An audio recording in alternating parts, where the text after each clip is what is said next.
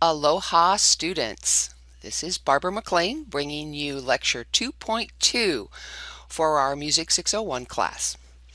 The title of this lecture is Music in Schools, Setting the Stage. We're going to take a look at how we eventually got music education added to our public schools.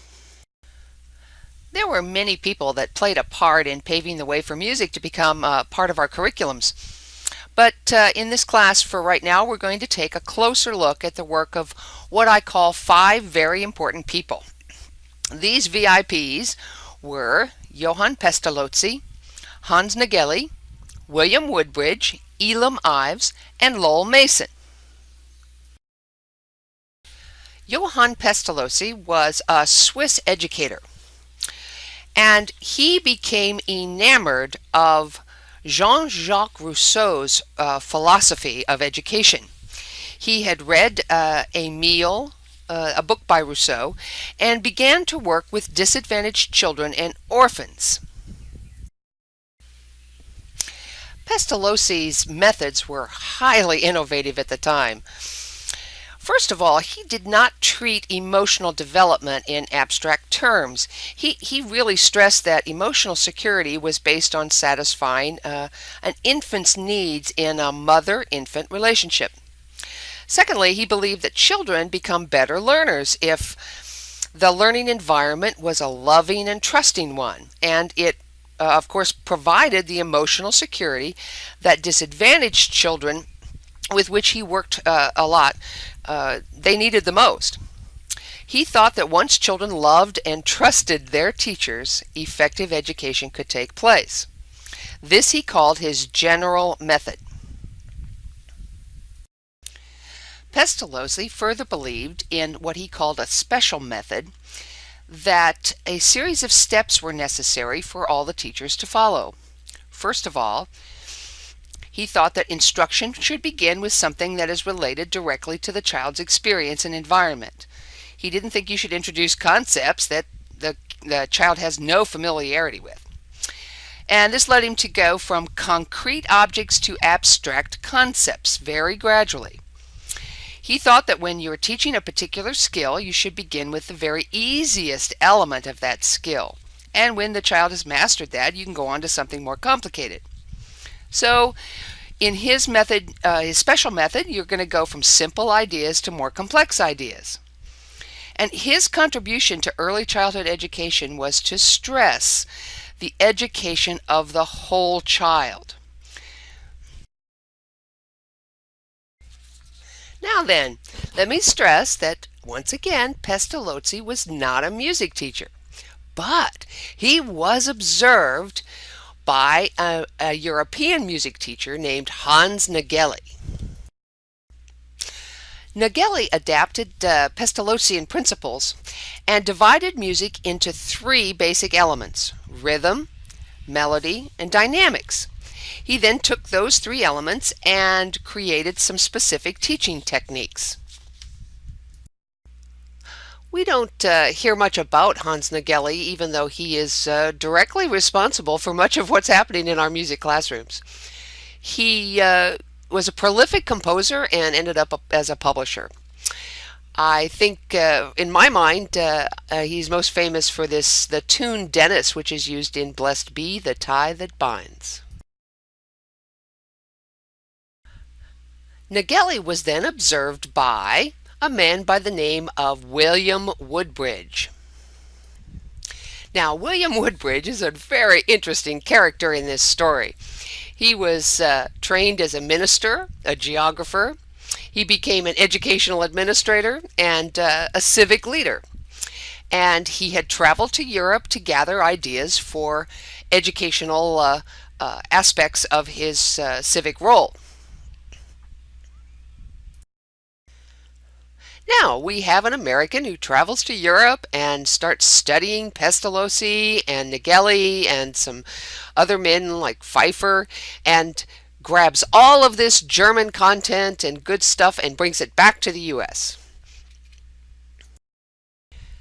Now, all of these great ideas needed translating into English. That task was given to Elam Ives, another Connecticut music teacher. Elam Ives was, like many music teachers of the time, also a composer. Here's a little sample of his hymns.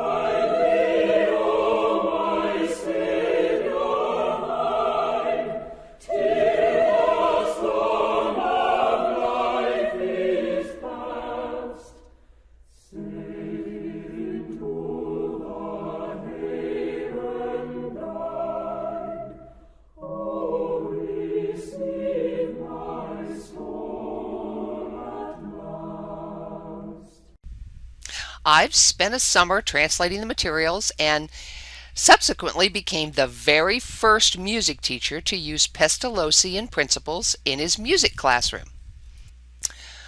These translations resulted in an entirely new pedagogy for music in the U.S.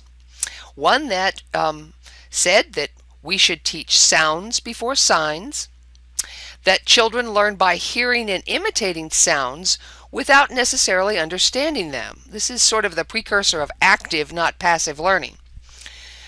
We should teach one thing at a time before attending to everything at once. We should practice and master each step before we go on. That we should have practice before theory. And theory should actually be introduced from the application of it, not the opposite. We need to analyze and practice the elements of sound, not just the sound itself. And we need to use the same notational system in vocal music as we do in instrumental music.